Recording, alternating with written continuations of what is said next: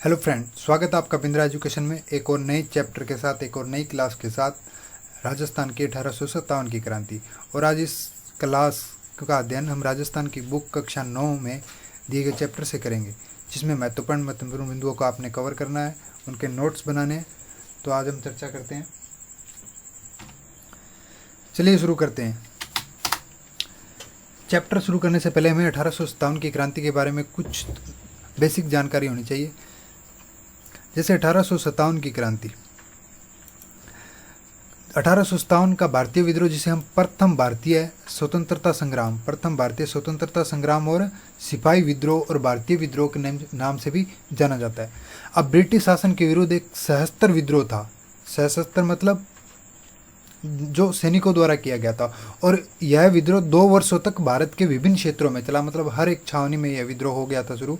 और इस विद्रोह का आरंभ छावनी क्षेत्रों से होते हुए छोटी छोटी झड़पों तथा आगजनी से हुआ था, परंतु जनवरी माह तक इसने एक बड़ा रूप ले लिया था। और विद्रोह का अंत भारत में ईस्ट इंडिया कंपनी के शासन की समाप्ति के साथ हुआ था। विद्रोह का अंत कैसे हुआ था? भारत में ईस्ट इंडिया कंपनी की समाप्ति के साथ हुआ, और इसी के साथ भारत पर ब्रिटिश का जो प्रत्यक्ष शासन था वो आरंभ हो गया था। और इस विद्रोह के साथ ये विद्रोह तो खत्म कर दिया था ईस्ट इंडिया कंपनी द्वारा, लेकिन ईस्ट इंडिया कंपनी का जो शासन था वो समाप्त हो गया और ब्रिटिश राज का प्रत्यक्ष शासन आरंभ हो गया, जो कब तक चला? अगले 90 वर्षों तक, 1947 तक चला था। उसके बाद ईस्ट इंडिया कंपनी ने रॉबर्ट क्लाइव, अब ईस्ट इंडिया कंपनी के बारे में थोड़ी हम जानकारी होनी चाहिए कि ईस्ट इंडिया कंपनी के नेतृत्व में सन 1787 में प्लासी का युद्ध जीता था ईस्ट इंडिया कंपनी ने रॉबर्ट क्लाइव के नेतृत्व में। और ये किसके मध्य हुआ था? रॉबर्ट क्लाइव और सिराजुद्दौला के मध्य हुआ था। जो प्लासी का युद्ध था वो 1757 में हुआ था।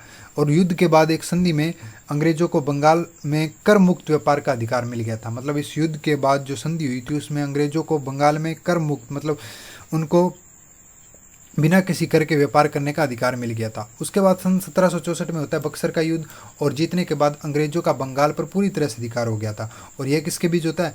यह होता है हेक्टर मुनरो वर्सेस बंगाल के नवाब थे मीर कासिम, और अवध के नवाब थे सुजाउद्दौला व मुगल सम्राट शाह आलम के बीच में हुआ था। ठीक है, तो भारत में अंग्रेजी सत्ता की नींव किसने रखी थी? लॉर्ड क्लाइव ने। लॉर्ड क्लाइव और सिराजुद्दौला के मध्य युद्ध हुआ था प्लासी का, जिसमें भारत में अंग्रेजी सत्ता की नींव रखी गई थी। उसके बाद इन दोनों युद्धों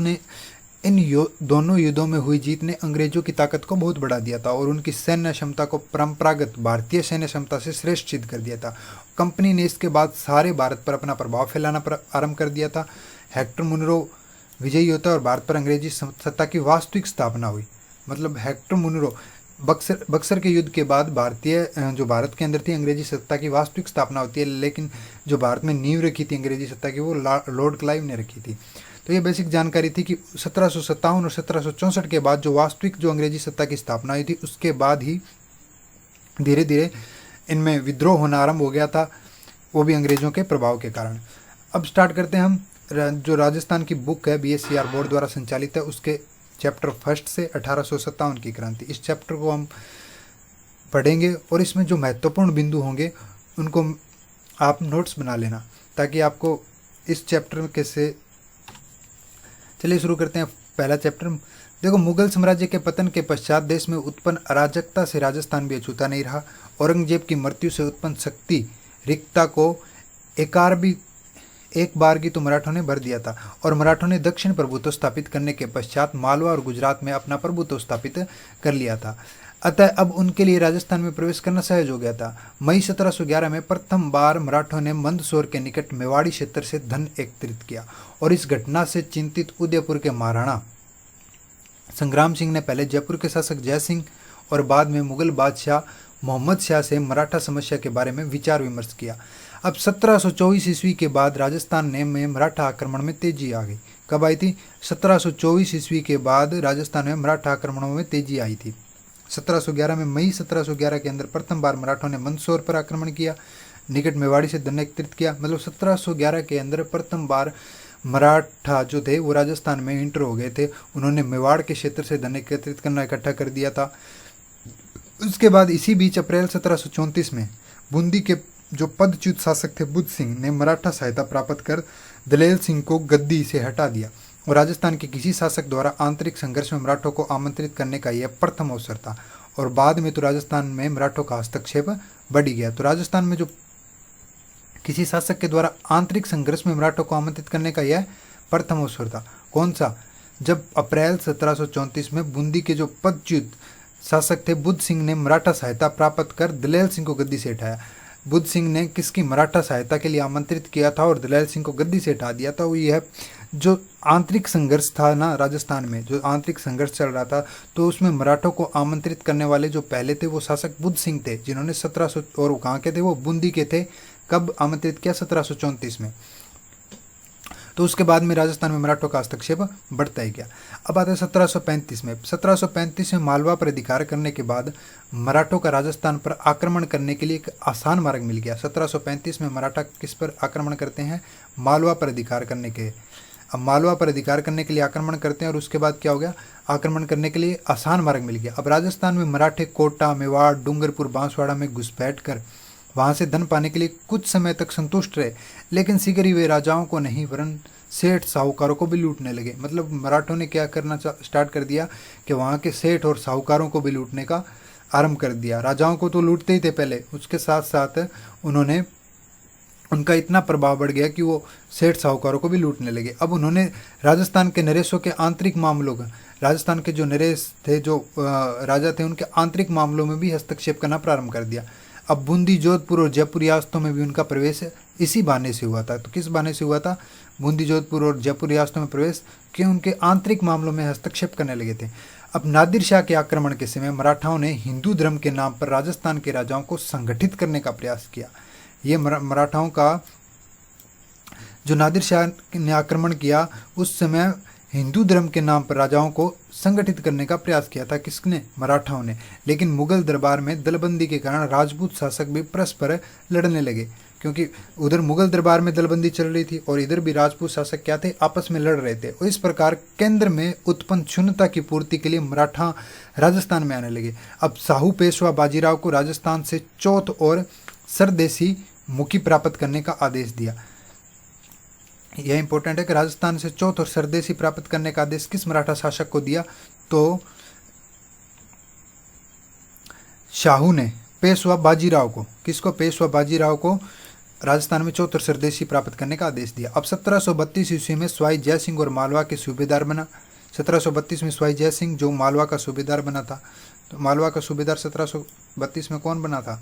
स्वाई जय सिंह बना था मालवा का सूबेदार। उसे मराठों ने घेर लिया। अब जय सिंह ने पराजय स्वीकार कर ली। 28 परगने मराठों को देने पड़े। और जय सिंह ने क्या की? अपनी पराजय स्वीकार कर ली और मराठों को क्या देने पड़े? 28 परगने देने पड़े। क्वेश्चन पूछ लिया जाता है स्वाई जय सिंह ने कितने परगने मराठों को दिए? तो 28 परगने दिए मराठों को। अब 1761 से लेकर 1797 के मध्य राजस्थान में राजपूत शासकों की कमजोर स्थिति के कारण विभिन्न जो राज्यों पर मराठों का प्रभुत्व हो गया। धीरे धीरे मराठों का प्रभुत्व बढ़ने लगा। मराठों ने उनके आंतरिक मामलों में हस्तक्षेप करना प्रारंभ कर दिया और उनके आंतरिक मामलों में हस्तक्षेप करना प्रारंभ कर दिया और उनके विभिन्न राज्यों पर मराठाओं का प्रभुत्व होने लगा। अब राजस्थान में बढ़ते मराठा हस्तक्षेप ने जय सिंह तथा अन्य राजपूत राजाओं की आंखें खोल दी। ठीक है। और मराठाओं से मुक्ति पाने के लिए किसका? धन का सहारा लिया। पर जब धन लेने के बाद भी मराठों ने मालवा खाली नहीं किया तो पुनः संगठित प्रयास किए जाने लगे। अब धन के बजाय शक्ति के प्रयोग से मराठाओं को राजस्थान से निकालने का निश्चय किया गया। अतः जुलाई 1734 में जयपुर, जोधपुर, उदयपुर, कोटा, किशनगढ़, नागौर, बीकानेर के शासक मेवाड़ में हुरड़ा नामक स्थान पर एकत्रित हुए। यह लाइन इंपॉर्टेंट है। कहते अतः जुलाई 1734 में कोटा, किशनगढ़, नागौर, बीकानेर के शासक मेवाड़ में कहाँ पर एकत्रित हुए? हुरड़ा नामक स्थान पर एकत्रित हुए और 17 जुलाई 1734 को एक संधि पत्र पर हस्ताक्षर हुआ। मराठाओं को निकालने के लिए किस किस रियासत के राजा एकत्रित हुए? तो वो थे जयपुर, जोधपुर, उदयपुर, कोटा, किशनगढ़, नागौर, बीकानेर के शासक। और कहाँ पर एकत्रित हुए? हुरड़ा नामक स्थान पर एकत्रित हुए और 17 जुलाई 1734 को एक संधि पत्र पर हस्ताक्षरित किया। और उस संधि पत्र के अनुसार क्या था कि राजस्थान के सभी शासक विपत्ति के समय सहयोग देने का वादा किया। जिसके अनुसार राजस्थान के सभी शासकों ने क्या किया? विपत्ति के समय सहयोग देने का वादा किया। अब वर्षा ऋतु के बाद मराठाओं के विरुद्ध कार्रवाई हेतु रामपुरा में एकत्रित होना तय किया गया। किसी राजा के शत्रु को अपने राज्य में आश्रय शरण देने की शपथ ली। परंतु इस सम्मेलन में वांछित परिणाम नहीं निकले, क्योंकि रियासती जो शासक थे वो आपसी द्वेष था उनमें, आपसी जो राजस्थान के रियासती शासक थे उनमें आपसी द्वेष के कारण वो इस संधि को ना मान सके। परंतु इस सम्मेलन के, क्योंकि इस रियासतों में आपसी द्वेष था, प्रतिभा संपन्न और क्रियाशील नेतृत्व का अभाव रहा। अब रियासतों की स्वार्थी नीतियां और कार्य संभवतः सम्मेलन की असफलता के लिए उत्तरदायी थे। अब 1735 में मुगल सम्राट और राजपूत शासकों की सेनाओं ने मराठाओं को खदेड़ने का पुनः असफल प्रयास किया। कब? 1735 में मुगल सम्राट और राजपूत शासकों की सेनाओं ने, अब यहाँ पर मुगल सम्राट और राजपूत सेनाएं मिल जाती है, और उन्होंने क्या किया? मराठाओं को खदेड़ने का प्रयास किया 35 में 1700।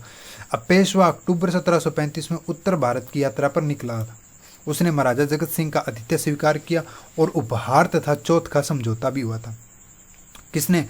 महाराजा जगत सिंह का आतिथ्य स्वीकार किया था। पेशवा जो उत्तर भारत की यात्रा पर निकला हुआ था, तो इसने आतिथ्य के कहाँ पर जाकर रुका था? महाराजा जगत सिंह के जाकर रुका था, और वहाँ पर उपहार और चौथ का समझौता हुआ। फिर वह जयपुर आया।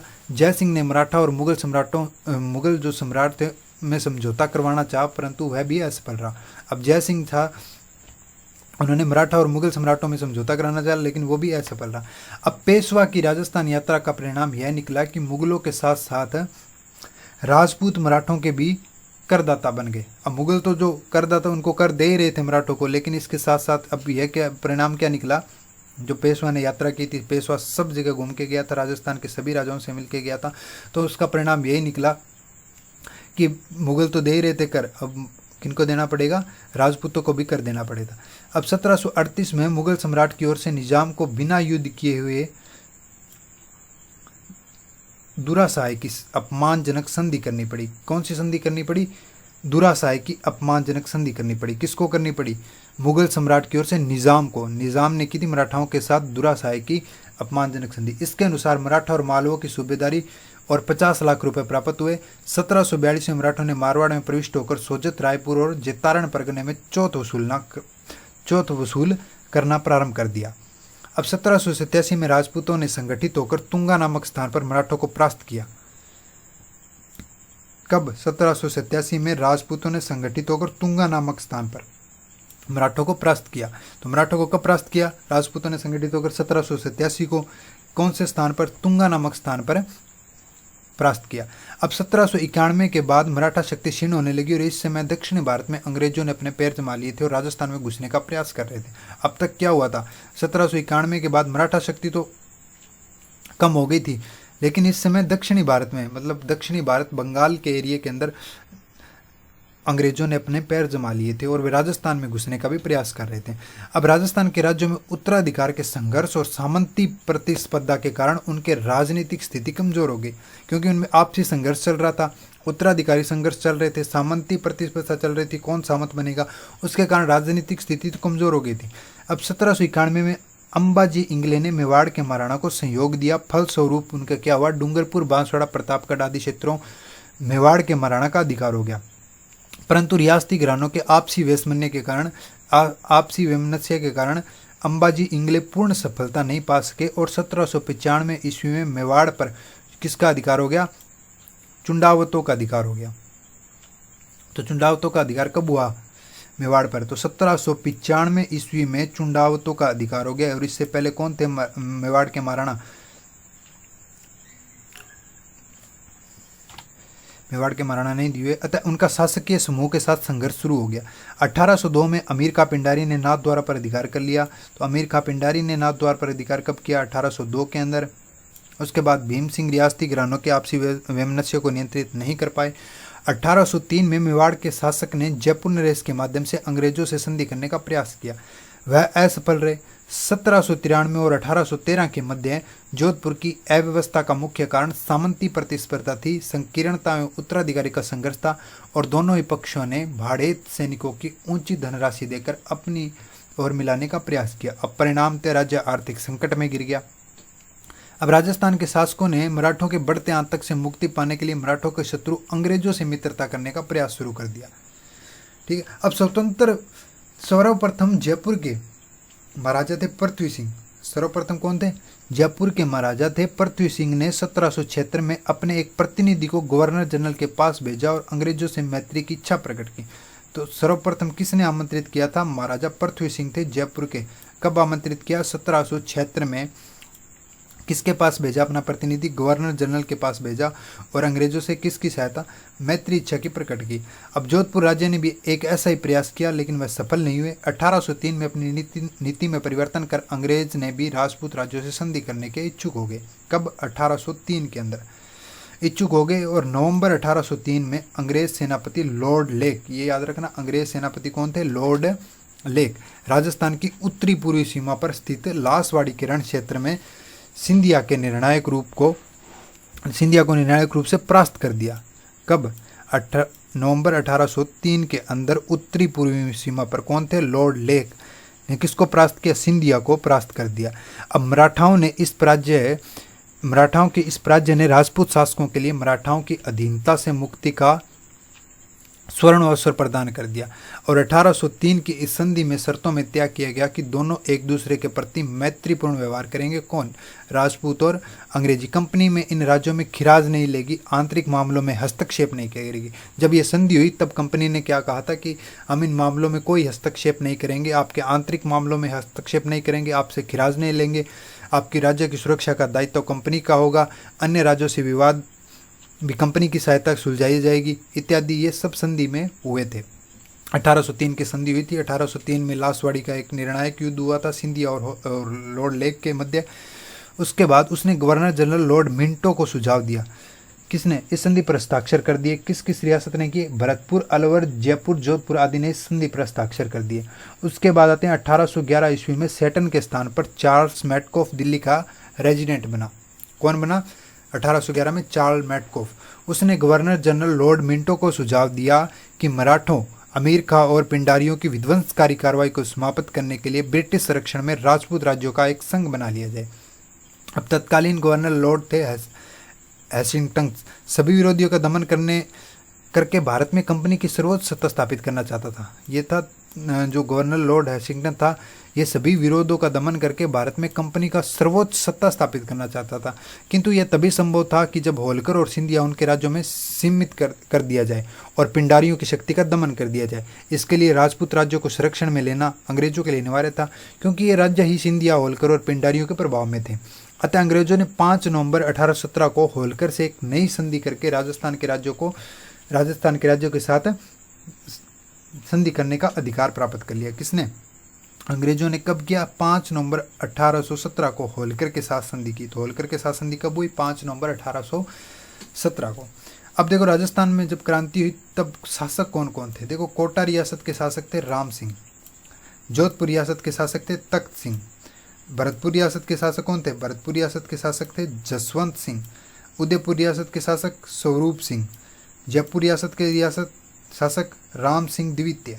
जयपुर के कौन थे? राम सिंह द्वितीय। सिरोही के थे शिव सिंह, धौलपुर के थे भगवंत सिंह, बीकानेर के थे सरदार सिंह, करौली के थे मदन पाल, टोंक के थे नवाब वजीरुद्दौला, बूंदी रियासत के थे राम सिंह, अलवर रियासत के विनय सिंह, जैसलमेर के रणजीत सिंह, झालावाड़ के पृथ्वी सिंह, प्रतापगढ़ रियासत के दलपत सिंह और बांसवाड़ा रियासत के थे लक्ष्मण सिंह और अंतिम रियासत डूंगरपुर रियासत के थे उदय सिंह।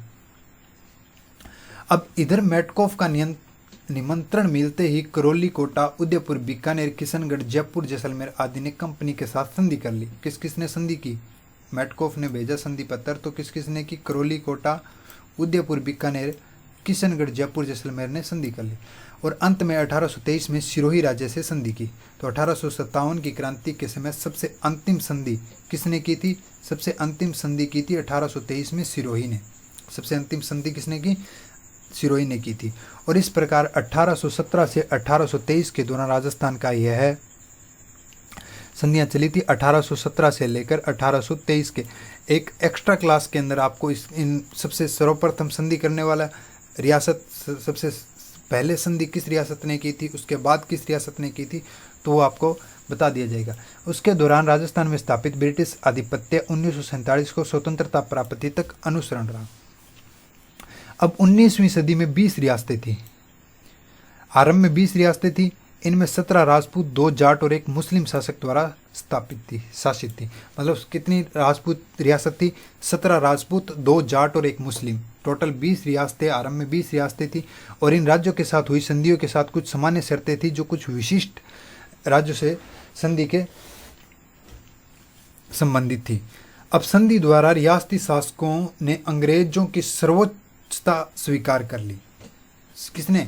जो रियासती शासक थे उन्होंने अंग्रेजों की सर्वोच्चता स्वीकार कर ली थी और अंग्रेजों ने रियासती राजाओं का वंशानुगत राज्य भी स्वीकार कर लिया था। और अंग्रेजों ने क्या किया था? अंग्रेजों ने कहा था रियासती शासकों का वंशानुगत राज्याधिकार स्वीकार कर लिया जाएगा, कि उनके जो रियासती शासक थे, जो रियासती राजा थे, उनके पुत्र, जो वंशानुगत राज्याधिकार का मतलब होता है उनके पुत्र उनका राज्य का अधिकार बनेंगे, उनके शासक बनेंगे आने वाले। और इस द्वारा जो अंग्रेजी की सर्वोच्चता स्वीकार कर ली, किन्होंने? रियासती शासकों ने भी। अंग्रेजों की सत्ता सर्वोच्च होगी। उसके बाद अंग्रेजों ने बाहरी आक्रमण से प्रत्येक राज्य की सुरक्षा करने का, आंतरिक शांति व्यवस्था बनाए रखने में सहायता का आश्वासन दिया। संधि करने वाला प्रत्येक राज्य में एक अंग्रेज पॉलिटिकल एजेंट रखना तय किया गया और साथ ही यह आश्वासन भी दिया गया कि पॉलिटिकल एजेंट उनके राज्य कार्यों में हस्तक्षेप नहीं करेगा। अब ब्रिटिश रक्षण के बदले रियासती शासकों को अपनी विदेश नीति अंग्रेजों को सौंपनी पड़ेगी। अपने आपसी विवादों को अंग्रेजों की मध्यस्थता हेतु प्रस्तुत करने का वादा करना पड़ा। आवश्यकता पड़ने पर रियासती शासक अपने राज्य के समस्त सैनिक जो साधन होंगे वो अंग्रेजों को सुपुर्द कर देंगे। अंग्रेजों को वार्षिक खिराज देने संबंधी धारा सभी राज्यों को संधियों में अलग अलग थी, जो कि अंग्रेजों को वार्षिक खिराज, मतलब जो वार्षिक कर था, जो खिराज था, वो सभी राज्यों का अलग अलग था, वो राज्य के हिसाब से था। अब खिराज की यह राशि निर्धारित करने के लिए मराठाओं को दिए जाने वाले खिराज का आधार बनाया गया। मतलब ये भी पूछ लिया जाता है कि किसको आधार बनाया गया? खिराज देने वाले को। तो वो मराठाओं को जो खिराज देते थे, जो शासक थे, राजस्थान के शासक, वही खिराज, उसको आधार बनाया गया कि वही खिराज अंग्रेजों को वार्षिक खिराज दिया जाएगा। अब ब्रिटिश संरक्षण स्वीकार करने के फलस्वरूप राजस्थान के जो रियासती नरेशों को सुरक्षा तो प्राप्त हुई, पर उन्हें अपनी स्वतंत्रता खोनी पड़ी। उन्हें सुरक्षा तो दी अंग्रेजों ने, लेकिन उनको अपनी स्वतंत्रता खोनी पड़ी, क्योंकि उपयुक्त संधियों का राजस्थान के राज्यों पर बहुविध प्रभाव पड़ा।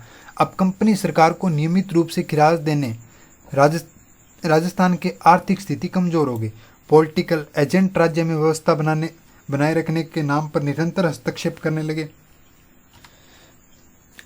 और शासन कार्य अधिकारों में आई कमी के कारण राजा शासन संबंधी कार्यों के उदासीन रहने लगे। ऐसी परिस्थितियों में ब्रिटिश पॉलिटिकल एजेंट राज्य में तानाशाह बन गए। कंपनी द्वारा खिराज वसूल करने के अलावा समय समय पर कई खर्चे थोप दिए जाते थे। अंग्रेजों ने राज्यों के आर्थिक साधनों पर अधिकार करने का प्रयास किया। नमक उत्पादन के प्रमुख क्षेत्र जैसे सांबर जिलों और मेवाड़ के अफीम उत्पादन क्षेत्रों पर अधिकार कर लिया अंग्रेजों ने। शांति और व्यवस्था बनाए रखने के नाम पर लगभग सभी राज्यों में अंग्रेजी सैनिक टुकड़ियां स्थापित कर दी गई, जिनका खर्च भी क्या राज्यों को वहन करना पड़ता था। अब भारी खिराज पर ब्याज और अन्य खर्चों के थोपे जाने के फलस्वरूप राज्यों की आर्थिक स्थिति भी क्या हो गई? कमजोर हो गई थी। अब राजस्थान के शासकों ने मराठा आतंक से सुरक्षा तथा अपने सामंतों पर नियंत्रण स्थापित करने के लिए अंग्रेजों के साथ 1818 में एक संधि की थी। संधि संपन्न होने के बाद राजपूत शासकों ने अंग्रेजों की सहायता सामंतों की शक्ति को कुचलने का प्रयास किया और कालांतर में अंग्रेज ऐसे अनेक कदम उठाए जिनसे सामंतों की स्थिति क्या हुई? कमजोर हो गई। यथा सामंतों की सैनिक सेवा के बदले अब उनसे नकद रुपया वसूल किया जाने लगा। जागीर क्षेत्रों में सामंतों के कई विशेषाधिकार प्राप्त थे, जैसे जागीरों के निवासी अपने सामंत की आज्ञा के बिना किसी दूसरे स्थान पर नहीं बस सकते थे। सामंत व्यापारियों से राहदारी, दाना पानी आदि शुल्क वसूल करने लगे। उसके बदले व्यापारियों की सुरक्षा प्रदान करते थे और उनके इसी विशेषाधिकार को समाप्त कर दिया गया। 19वीं सदी के पूर्वार्ध तक जागीरदार क्षेत्र का नेतृत्व सामंतों के पास था। समाज में उनकी प्रतिष्ठा भी बढ़ी थी, किंतु 19वीं सदी के अंत तक जागीर क्षेत्रों में सामंतों के नेतृत्व में कमी आई। अब वे उतने प्रभावशाली नहीं रहे। अंग्रेजों ने डूंगरपुर के शासक जसवंत सिंह को गद्दी से हटाकर प्रतापगढ़ के शासक के पुत्र दलपत सिंह को वहीं का शासक बना दिया गया और इससे वहां की जनता में ब्रिटिश सरकार के प्रति क्या होगी? घृणा उत्पन्न होगी।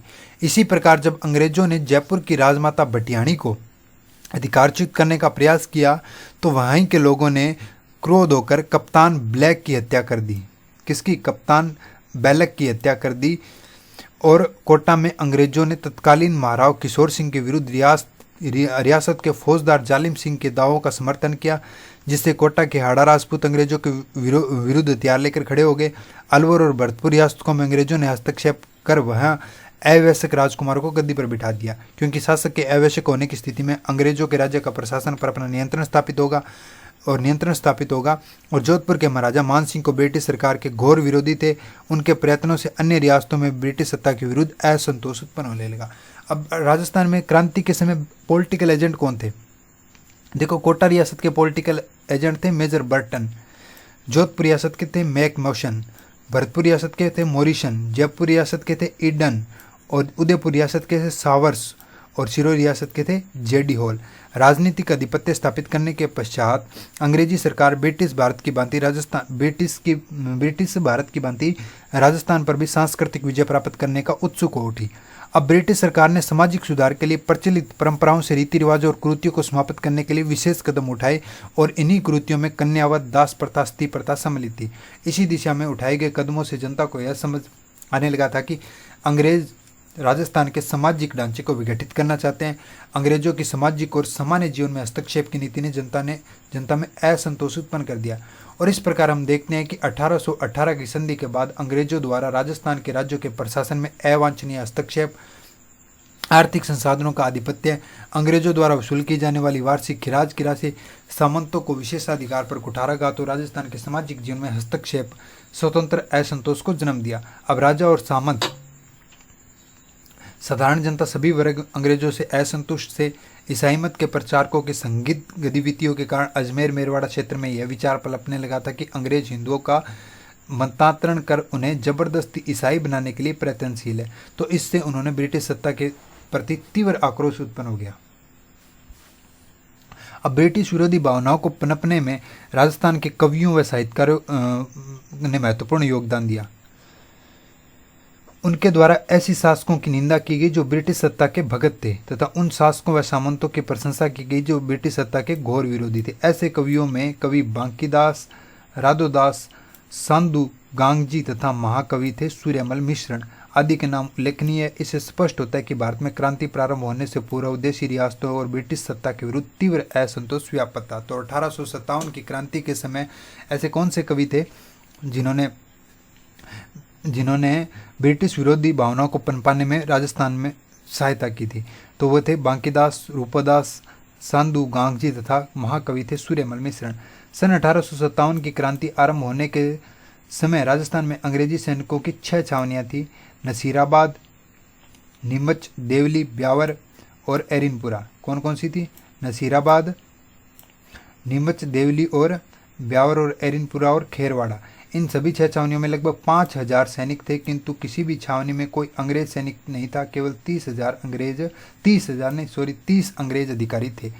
मेरठ में क्रांति होने की सूचना जैसे ही राजस्थान के एजीजी को प्राप्त हुई, उसने देशी रियासतों के शासकों को यह आवश्यक निर्देश भेजे कि वे क्रांतिकारियों को अपने राज्य में न घुसने दे जो ब्रिटिश सत्ता का विरोध करे और उनका कठोरपूर्ण दमन करे। तो इसमें महत्वपूर्ण बातें थी जो आपने नोट की होगी। अब राजस्थान में क्रांति स्टार्ट होती है नसीराबाद से। इसका नेक्स्ट क्लास में हम अध्ययन करेंगे। नसीराबाद से जो क्रांति शुरू होती है, राजस्थान में क्रांति का आरंभ होता है नसीराबाद छावनी से। अगली क्लास में हम अध्ययन करेंगे नसीराबाद में क्रांति, एरिनपुरा, नीमच, देवली 6 छावनियों में क्रांति कैसे हुई।